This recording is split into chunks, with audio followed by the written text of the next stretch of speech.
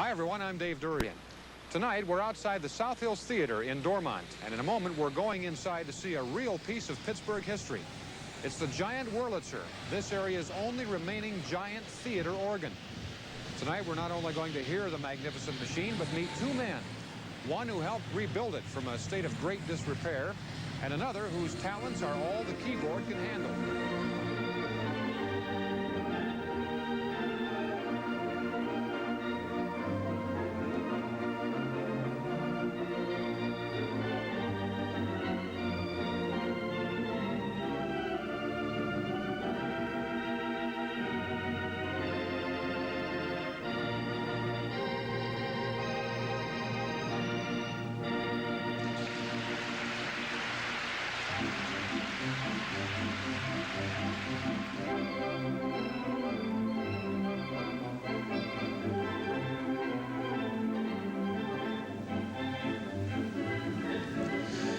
Olson has been playing organ concerts for years and years. He is probably best known in Europe.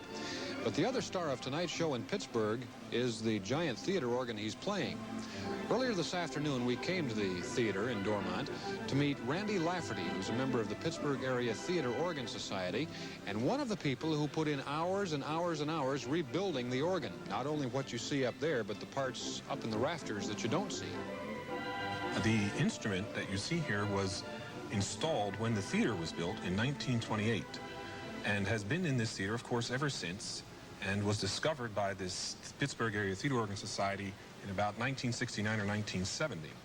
It represents the last remaining theater-style pipe organ still in its original location in the entire Pittsburgh area.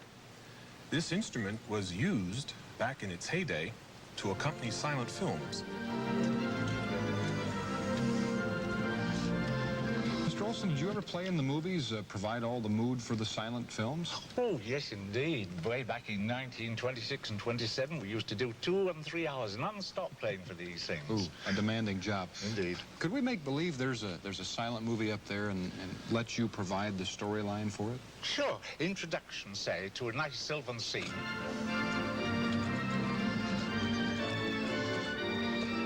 Then the beautiful young girl, there she is, appearing outside her mother's cottage.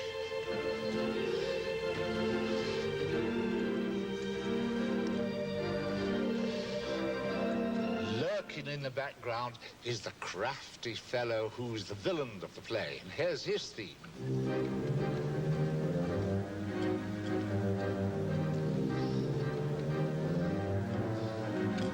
Lurks up behind her and tries to steal a kiss. But dashing up on a horseback is the hero, and he sees all this going on. And here's the horses, and here he is. And then a fight starts, and off they go, fighting for dear life. And last, of course, he gives the villain a real severe knockout and gets his beautiful girl into his arms and give her a lovely kiss, and the theme finishes. The sound, of course, doesn't come from the keyboard at all. It comes from two little rooms behind shutters up in the rafters. There, amid all the pipes, are the special effects instruments, what they in the organ business call the toy counter. These effects are very frequently operated not by the organist's hands entirely, but also by his feet. First of all, horse hooves.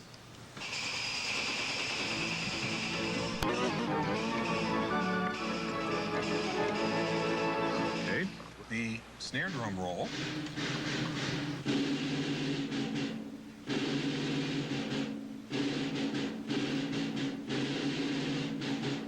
We wouldn't be complete without some bird calls and bird whistles.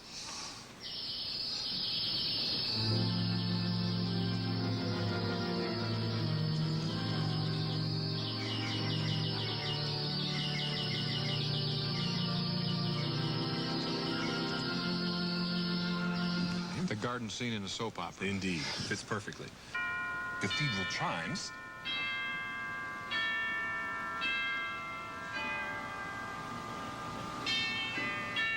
And a dozen or so other toys.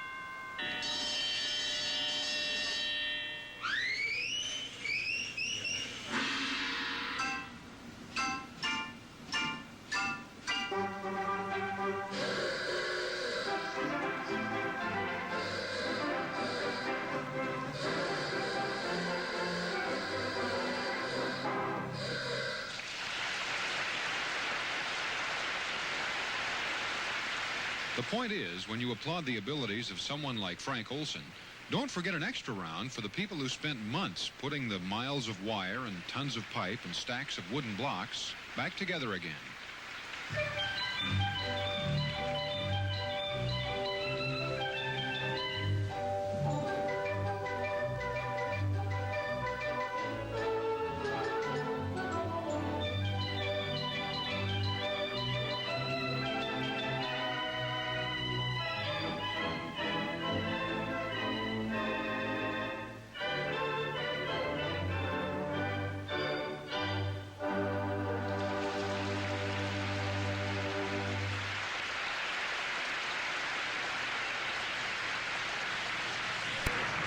You know, I wish we had time to stay and listen to a little more of the concert, but here's an idea for you. If you'd like to hear more concert music on a giant theater organ, go to the Keystone Oaks High School on February 18th. The Pittsburgh Area Theater Organ Society is rebuilding another theater organ just about like that one at the high school.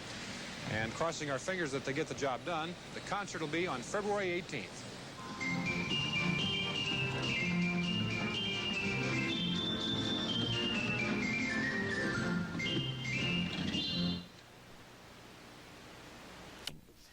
What does an old Brooklyn, New York movie theater and a modern South Hills high school have in common? The biggest and the best of something, that's what. Here's Etzel at Large.